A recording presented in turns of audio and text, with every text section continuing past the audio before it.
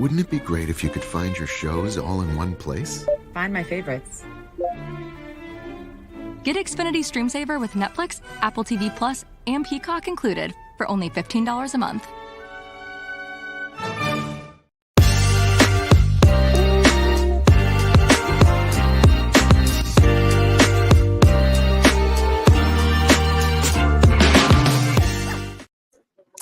Hi, everyone. Welcome to Inquirer Live at Gameday Central, sponsored by Xfinity.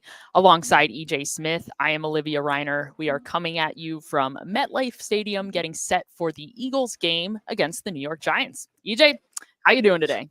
I'm doing great, Olivia. I know a lot of people have been talking about my return to MetLife Stadium today. I know there's been a lot of intrigue about what it would be like for me to come back here. And, I'm just going to tell you it's just another game. I'm just excited for the opportunity to do the show and then watch the game. That's it. That's all. Right. That is what we've all been talking about, is your return to MetLife Stadium, yes. EJ. Well, we're happy to see you here. We're happy that all of you are joining us as well. Thanks so much.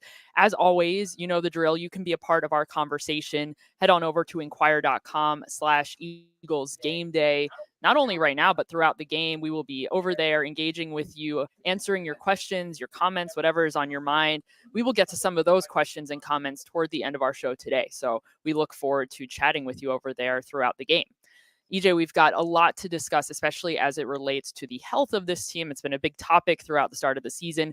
Today, it's kind of a different story than it has been the last several weeks. Some new faces who are not going to be in today's game, including Jordan Mailata, who is dealing with a hamstring injury. He was placed on injured reserve on Friday, so he must be out for at least the next 4 games. In his place, we are expecting to see Fred Johnson start at left tackle, and we've seen quite a bit of Johnson this season. He filled in for Lane Johnson week 4 against the Tampa Bay Buccaneers, and of course, we've also seen Fred Johnson in relief of both Lane Johnson and Jordan Mailata in the 2 games that they were injured, and this past game against the Cleveland Browns, that is when we saw Mailata toward the end of the game go down. So Fred Johnson, as we've said, we've seen a little bit of him. He had a bit of a hard time week 4 against the Tampa Bay Buccaneers. He allowed 11 pressures in that game, according to Pro Football Focus, including 2 sacks. Just for comparison's sake, Jordan Mailata this season has allowed 8 pressures in 5 games. So when you think of Fred Johnson coming into this game, I guess, what is your level of concern, if you are the Eagles, for this offense with Johnson expected to start at left tackle?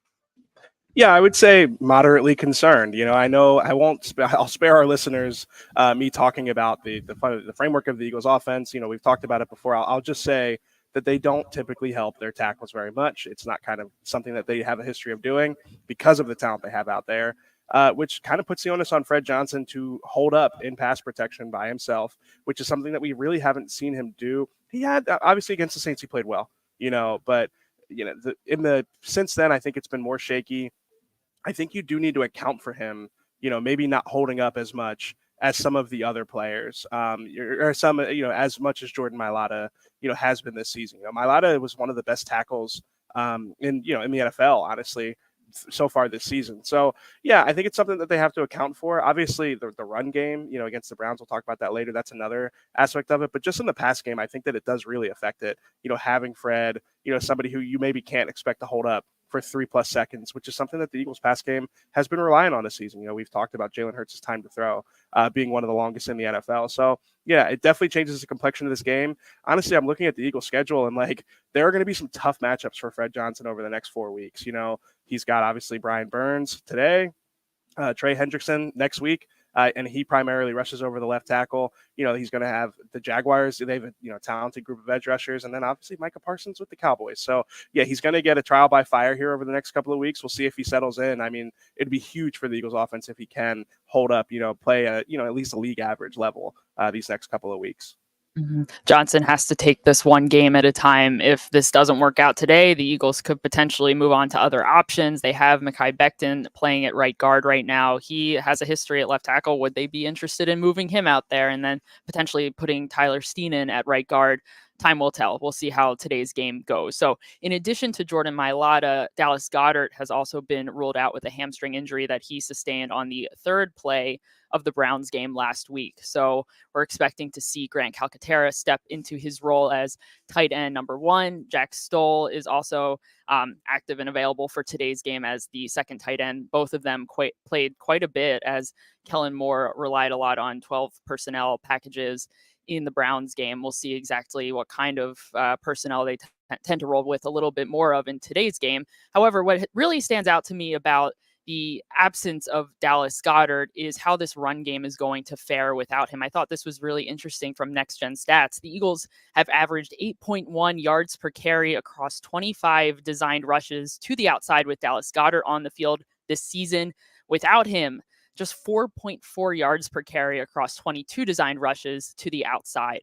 When you hear those numbers, EJ, how effective do you think the Eagles can be in the run game, especially in this case when they're running the ball to the outside?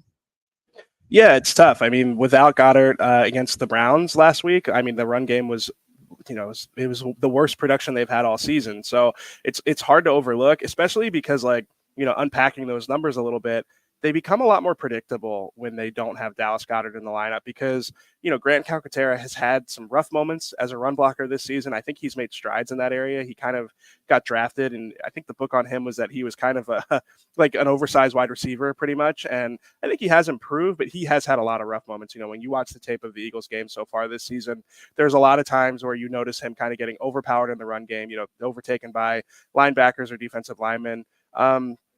Jack Stoll is more of like the blocking tight end, per se. I think that he kind of has more, ability to move people, but even he struggled at times this season. And I think the overarching thing is that Dallas Goedert, kind of gives the Eagles the flexibility to run out of light personnel packages with 3 wide receivers because he is so good in the run game as a blocker. And they can also pass out of 12 personnel because of the fact that he's so good in the pass game. When you have Jack Stoll and Grant Calcaterra, they don't have that versatile skill set. So, like, you don't necessarily want Grant Calcaterra to be the only tight end out of 11 if you're going to run the ball, so then you have to bring Jack Stoll on the field. That makes you predictable running out of those different personnel packages. So I know that that's a little bit in the weeds, but I think it is really important because there are times where you're going to feel like, oh man, like, felt like the Giants knew that was coming. It felt like the Giants were prepared for that. It's because the personnel packages have less flexibility when he's not in the lineup. So, I think that kind of plays into those numbers that you were saying is like, the fact that when Goddard's on the field, they can run out of those personnel packages. It's something that, against the Browns, they ran a lot of 12 personnel. I think that was probably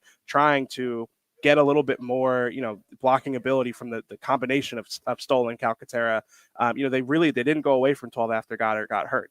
They played a lot of 12 personnel in that game, trying to run the football. I think that you might see that again today, but again, it's a lot more predictable when you don't have that kind of force multiplier that Goddard can be. Mm-hmm. Absolutely. We'll see exactly how all of that pans out in today's game in terms of that personnel usage. All right, let us transition now to who is actually playing. The good news for the Eagles is that they are getting Sidney Brown back today. Big news after he recovered from an ACL injury the last 9 months sustained on this very field, which I can't even imagine what the emotions are like for him going into this game to return to the place, your first game back, where you tore your ACL. But regardless, let's talk a little bit about the role that he might have in today's game and also down the line. My inclination would tell me that he is likely to fill in on special teams first before he really starts to get worked into the defense. Last season in the Eagles defense, we saw him kind of used as a hybrid safety / linebacker. Kind of split the majority of time his snaps both at free safety and also lining up in the slot, in the box. When you look at how Vic Fangio has structured his defense, where do you see maybe the most opportunity for Sidney Brown to fill in, given the fact that they have rolled with Reed Blankenship and CJ Gardner-Johnson as their starting safeties through the start of the season? Yeah, I think his skill set really does cater to playing closer to the line of scrimmage, at least early in his career. I feel like if Cooper DeJean's experience is any indicator, we probably aren't going to see a lot of him right away, but, I could be proven wrong. I mean, he has NFL experience under his belt, unlike Cooper DeJean, but, I think just seeing the fact that they slow played Cooper back, they kind of wanted to make sure he was fully comfortable in the defense before they brought him out there. It wouldn't surprise me if he has a very limited role right away. Yeah, I think you mentioned it. Like, he kind of played like an early down nickel role. He called it the the penny nickel last week. I know it's a lot of coin talk, but yeah, he's basically the slot cornerback when the Eagles use 5-1 fronts. And the reason that makes sense is because, like, you obviously, if you're in a 5-down front with one linebacker, you don't have as many linebackers on the field. Sidney Brown is kind of like a hybrid linebacker in a sense. I mean, he's built not too dissimilarly from a linebacker. He's good against the run. He's good going downhill. So he kind of gives you like a blend of different skill sets. If he is close to the line of scrimmage, like you mentioned it, like CJ Gardner-Johnson has had up and down moments. I'm not saying he's playing great, but the safety, the safety pairing on the back end of the defense is pretty well established at this point. I don't think he's going to upset that necessarily, especially coming right off the injury. So, I could see him getting some early down reps, kind of like I said, that penny nickel role where, you want to come out in a 5-down front, but you also want to be solid against the run. Maybe he can help, but at the same time, like Cooper DeJean did pretty well in that early down nickel role last week. So it's going to be interesting to see how he fits in. I think he can find a role because he is such a unique player. He's not really a profile that they necessarily have. So I think there's something for him to do in the defense, but I'm not sure, how long it's going to take for him to really get up to speed. And yeah, we'll see where he ends up. For the Eagles, that they don't need him back immediately contributing to this defense. He has some time to get his legs underneath of him before they figure out a role for him, what he exactly might play. Although, who knows, maybe we will see him contribute to the defense today. All right, let's transition into our latest headlines segment where we'll talk a little bit about a certain player who makes his return. And EJ, I'm not talking about you and your return to MetLife. I'm sorry. I know you really wanted to get into that in today's game. But let's talk a little bit about Saquon Barkley and his first game back at MetLife Stadium since signing with the Eagles in the offseason. I think there are probably, at least for maybe some of the Giants fans in attendance today, a lot of emotions surrounding Saquon Barkley's departure, especially given the fact that we got to see so much of the behind the scenes of his departure through Hard Knocks. So a little peek behind the curtain, if you will, as to how all of that went down. However, Barkley has said throughout the week that this is not really a game that springs up a ton of emotions for him, and he's really trying to not put a ton of stock into this game compared to other games, because in games in the past where he has gotten really emotional and has tried to have somewhat of a revenge game going into the game, it ends up that he doesn't perform as well. So for him, he is trying to approach this as just another game. Giants fans might look at it another way. EJ, what kind of reception do you think Saquon Barkley will get in today's game? Yeah, I think it'll be pretty antagonistic, maybe is the word. I don't think they're going to welcome him back with open arms. I think there'll probably come a time where Giants fans, maybe not actually, I don't know. He's signing with the division rival. Maybe he won't ever be, fully appreciated for the time he spent with the Giants. But yeah, I definitely think today, I'm sure that there are a lot of Giants fans who are excited about the opportunity to boo him and, kind of let him hear it. I think, listen, it's all fair game. The division rivalries. I think that, I think even he gets that. I think he understands that going to the other side of it, there's going to be a certain level of animosity that comes today. And yeah, I think it's interesting, like how much he's downplayed it. I feel like generally these guys do that all week, and then after the game they'll come out and they'll admit that this was an important one. They had it circled on the calendar. Especially Saquon strikes me as a very philosophical person. Obviously Jalen is known for his axioms, like pulling out quotes that almost I guess Jeff has referred to them as aphorisms. I think that probably is accurate with Saquon as well. I think that he has he's talks about books a lot. He talks about different athletes that he studies. I think that he probably has spent a lot of time thinking about how he's going to handle himself today. So yeah, I think it's going to be really an interesting dynamic today. It's not often you get to see a player kind of jump from one division rival to another and then get to see their reception up close, especially like you said, this is a very unique situation with it being played out publicly and kind of the contract dispute that predated him signing with the Eagles as well. So yeah, he mentioned that he doesn't have anything to prove. I wrote about that, earlier this week about his early impact on the Eagles. And, I think that it is fair for him to say that he doesn't have anything to prove. His numbers are, close to career highs with the Eagles. He's really changing the way the defenses have to account for, him in the running game and kind of changing the looks that the Eagles offense is getting so far this season. It's early still, but I do think that there's some evidence that defenses are playing the Eagles offense differently because of Saquon. So yeah, I think that, it's fair for him to say there's nothing left for him to show the Giants, even though things didn't necessarily end on the best foot with them. So Saquon Barkley may not have anything to prove. On the other hand, Jack Stoll, of all people, actually, I think is treating this probably as more of a revenge game than Saquon is, at least publicly. Stoll spent the offseason program and training camp with the Giants, and things did not end well for him there. He got cut, ultimately signed the next day with the Eagles, with the practice squad, and now is back on the active roster. But talking to him in the locker room this week, he was like, yeah, I'm excited to come back and to maybe prove them wrong a little bit. So perhaps Stoll will be involved today, especially with Dallas Goedert not playing. We'll see if it is his revenge game. But anyway, let's get back to Barkley and this Eagles run game.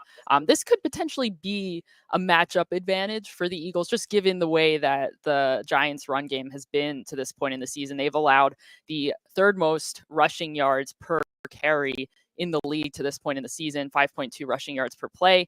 Barkley, meanwhile, is coming off of one of the least efficient games, actually the least efficient game of his Eagles career, averaging just 2.6 rushing yards per carry. That all being said, even though the Giants' run defense hasn't had a ton of success, they do boast one of the best defensive linemen in the league in Dexter Lawrence. And not only just in terms of his ability as a pass rusher, but also in terms of his ability against the run. Now, he is a little bit banged up. He is playing today. But when you look at this potential matchup between these two teams, EJ, who do you feel like has the clear advantage?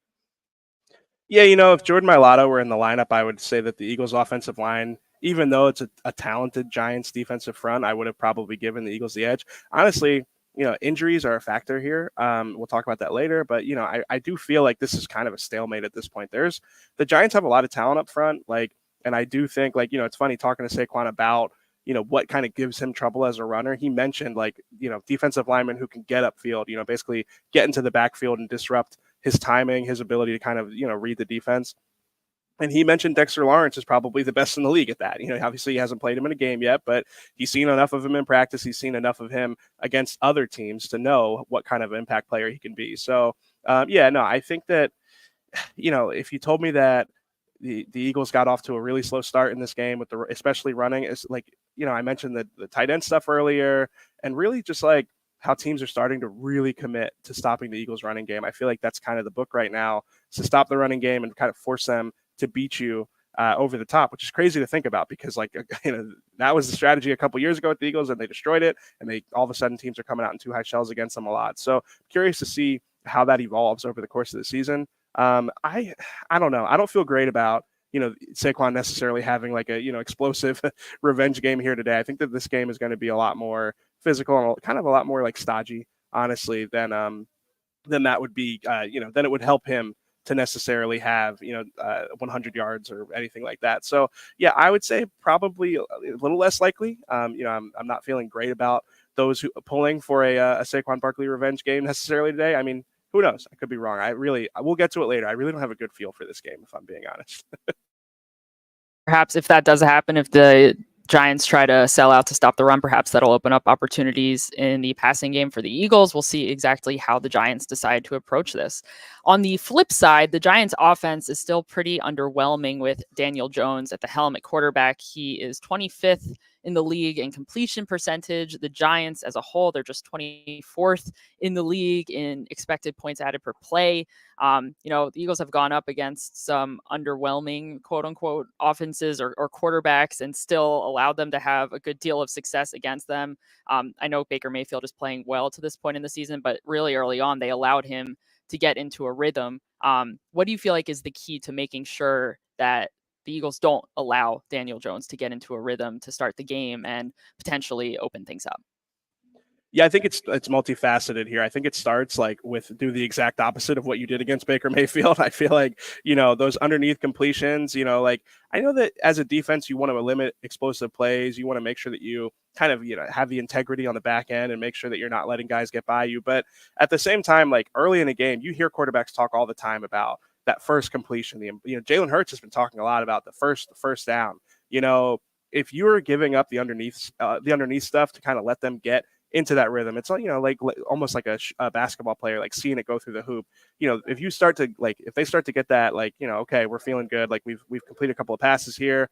I do think that is disadvantageous. And honestly, the Bucs, they came out and did that early, and they just kept hitting that button over and over and over again because it kept working. So I think making sure that maybe being aggressive on that opening drive, making sure that he doesn't get a couple of easy completions to get going will be important. And then the other thing that you always have to account for with Daniel Jones is the running aspect. He is one of the more athletic quarterbacks in the NFL, one of the more productive running quarterbacks in the NFL. If you're trying to match up in man coverage, the Eagles don't run a lot of man, but if you're trying to match up in man coverage, that's a real problem. Honestly, some of those match zones will even be a problem where you don't have eyes on the quarterback all the time. So that's going to be important. You hear defensive linemen talk a lot about, rush integrity, making sure they stay in their rush lanes. Against a quarterback like Daniel Jones, that is important. So I think if you can keep him from making plays with his legs and, be aggressive in the right moments, that's kind of the formula, because he is a quarterback that you can get, you can get turnovers against this type of quarterback. You can definitely get him out of sync. We saw them do that against Deshaun Watson for most of the game last week. This is kind of a similar challenge. It's like, don't let these like you mentioned, the underwhelming quarterbacks kind of get going and play the game with their life against you. All right. Well, let's transition into my favorite portion of our show, the fan zone, where we get to answer some of your comments, your questions. We can start here with this comment from Skip Dog. They say that the Eagles are a good football team that hasn't gelled yet. Tomorrow is the day, and that we can book that. All right. Well, a very confident, optimistic view of where the Eagles are at. It is still early in the season, which is very true. I would say that this team especially has not gelled yet in the first quarter of the game. I think we have seen this Eagles team stall a lot early on and take a long time to get going, and not until oftentimes in the second half of the game. The Eagles are still looking for their first quarter points of the year. They are the only team in the NFL that has yet to score in the first quarter. The Eagles are really at a lot on the extreme end of a lot of different stats, whether it comes to completions over the middle of the field, plays under center, play action, the things Nick Sirianni doesn't typically like to be on the extremes, and we've seen this Eagles offense be on the extremes. Motion, another one of them. Do you feel like, EJ, that they are getting closer to where they want to be, or are they kind of still a question mark at this point? Yeah, I think the jury is still out on if there's a path for this offense to be one of the most elite in the NFL, which is what they should be if you look at the talent that they have on paper. I mean, listen, it's not out of the realm of possibility because of that talent, but as you mentioned, there are definitely some aspects of this offense that are a little head scratching. There's some things that are confounding from an outside perspective, I would say. So I think there are two ways that you can look at this, and not to give away our next question necessarily, but maybe we'll get to the other way. You could either view this as the Eagles just need to kind of turn down the temperature. They just need to get on a winning streak, get hot. And then I think some of this stuff, will start to go by the wayside a little bit. You hear players talk about how they're pressing early in games, how, there's sort of this building, like I said, pressure almost to kind of get off to a fast start. They're maybe trying to turn that down. I think that, just kind of I do think that this team just hasn't really gotten rolling in a long time. You go back to that game against the 49ers last year where kind of everything started to take a downturn. I feel like ever since then, it's just really been up and down. It's been inconsistent. It hasn't looked quite right. I think, there is an argument to be made. If they could just get on a winning streak, maybe, just get going a little bit, maybe they would be able to overcome some of the things that we've seen where it just doesn't look quite right. That's one way to look at it. It's probably an overly optimistic way to look at it, but I understand that there is a faction of the fan base that has that view from Skip Dog, where it's if they could just get going, just get a couple of wins in a row, things might look a lot different. Well, today could be the day if they were ever going to do it. It might be tougher than I think fans would like because of the players that are not playing for the Eagles today. However, we'll see if they're able to hang in there and pull out a win. Let's take this comment here from Jay Galt.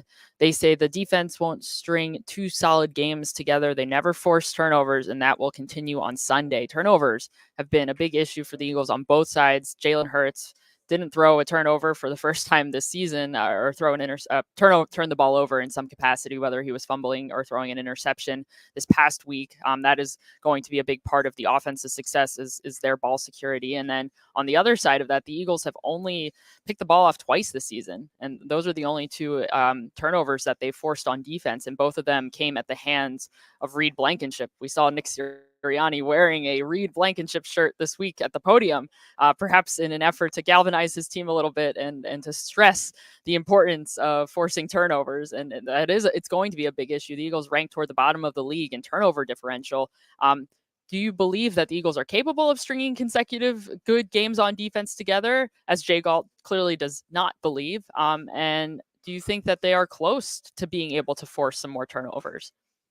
Yeah, on the first point, it's a good point that like they kind of have had this like Jekyll and Hyde thing going so far this season, where they have one good performance one week. You think that they might be, getting the ball rolling on, maybe they found something, and then the next week it comes out and it looks a lot worse or a lot different. So I think it's very matchup dependent for this defense so far this season. And yeah, I'm not feeling like amazing about the matchup. We'll talk about some of the players on the Giants that concern us. So yeah, I wouldn't I wouldn't hang my hat on necessarily the Eagles defense stringing together multiple great performances. And then on the turnover thing, like when the Eagles were like, leading the NFL in turnover differential a couple of years ago, I didn't really believe that turnovers were a coachable thing. I think that they are a fluky thing by nature. You hear Nick Sirianni talk about how the ball never bounces the same way twice. Like, I think that turnovers have that nature to them.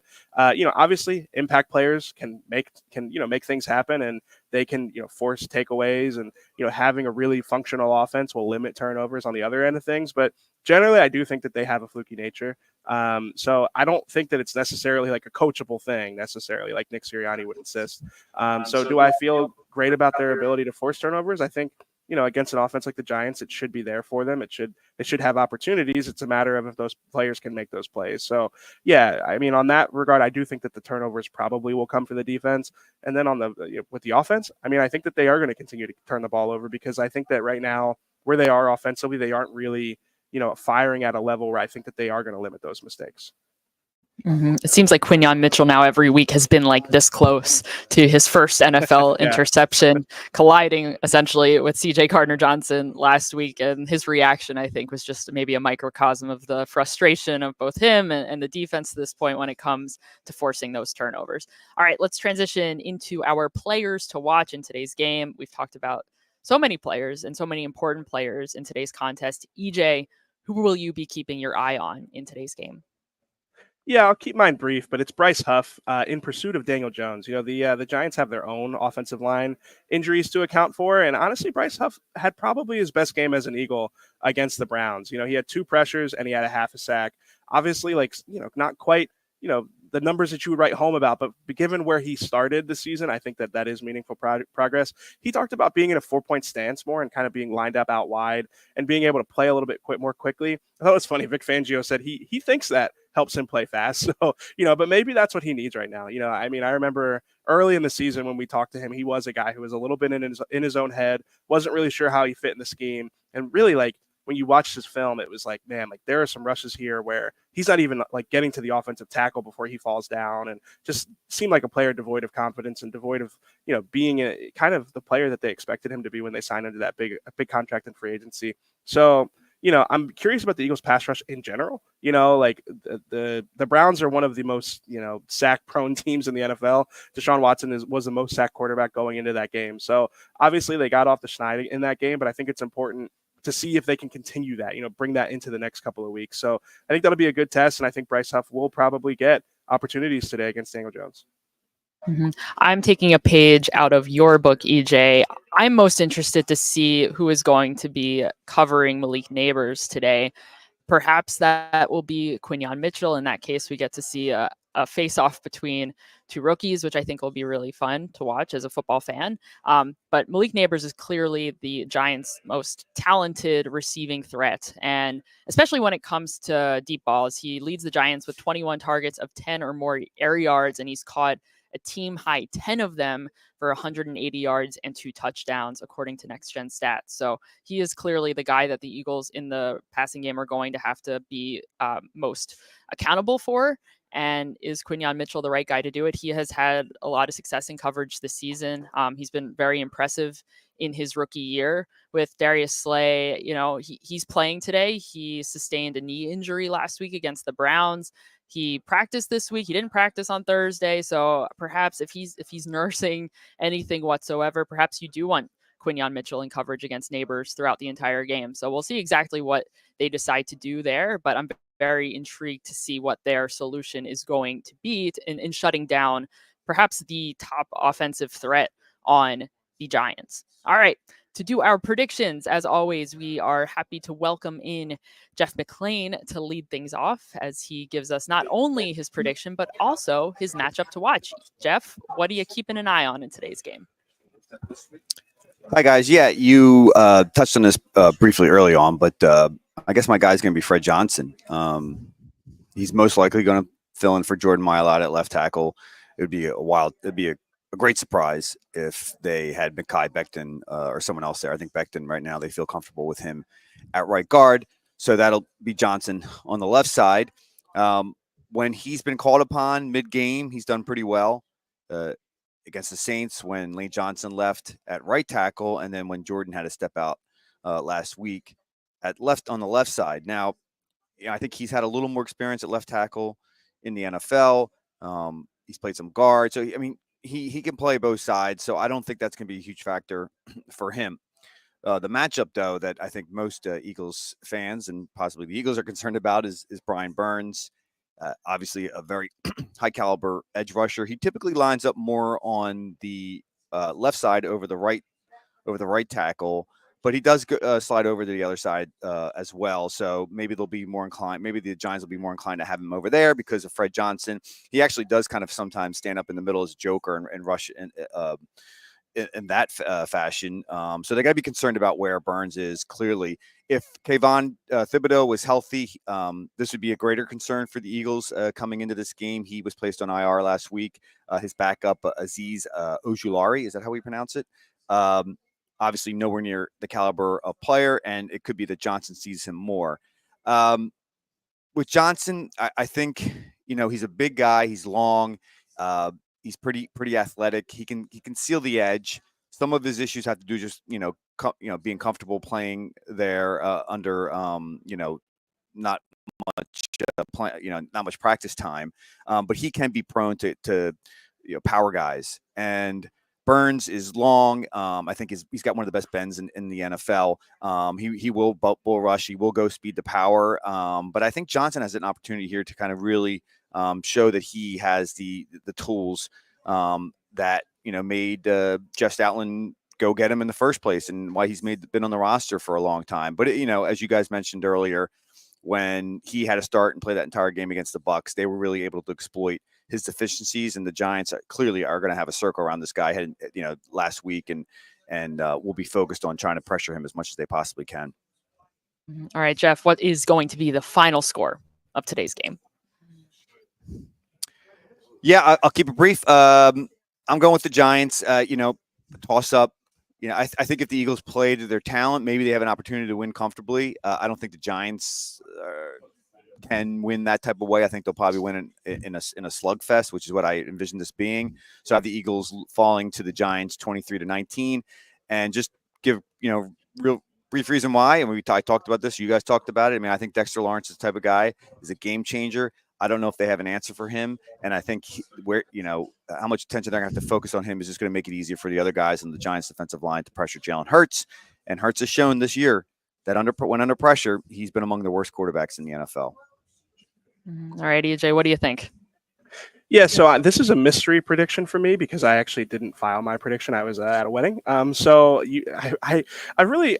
grateful that I didn't have to file a prediction this week because I really don't have a great sense for this game. I'm 1-4 on the season predicting these games anyway, and this one feels like the difficult one to pin down. I agree with Jeff. I think it's probably going to be an ugly game. These division games often do kind of take that complexion where it is like two teams that even if one maybe has a talent advantage, they're a little bit closer than you expect. Even if you look at some of the Giants' wins this year, like the Browns game was very similar to the Eagles game against the Browns. So I feel like this one could go either way. I'm probably going to take the Giants 17-14. I think it's going to be one of those ugly games, like I said. So I think it could go either way. Like I said, I really don't have a great sense for it. So give me the Giants 17-14. All right, EJ, like you, I am also 1-4 on the season in my predictions, but I am going to pick the Eagles. So one of us is going to be right after this week. I'm going with the Eagles 20-17. This is a game that, and I feel like I use this rationale all the time, and it always comes back to bite me. But this is a game in which the Eagles should win because they are the better team, still on paper, even with Jordan Mailata out in my opinion. They need to play up to the talent that they have on the roster. And it's just, we haven't always seen that, which I can understand why the Giants could, in your cases that you guys have picked the Giants. I'm also close to that. I've got the Eagles winning 20-17. So we'll see how it goes, but I'm not feeling super great about that. One of us is going to come out with the prediction win, EJ. So I look forward to seeing who gets to gloat a little bit in that regard. All right, everyone, that is going to do it for us. Thank you so much for joining us at Inquirer Live at Gameday Central, sponsored by Xfinity. As always, make sure you head on over to inquirer.com/Eagles Game Day. Throughout the game, we'll be over there chatting with all of you, taking your questions, whatever's on your mind. We want to hear it. So we look forward to seeing you over there. And please keep up with more Eagles coverage on the Uncovering the Birds podcast, my podcast that comes out on a weekly basis and is released typically every Tuesday. Listen to wherever you get your podcast or go to inquirer.com/podcast. Thanks again for tuning into Game Day Central. We will see you next time.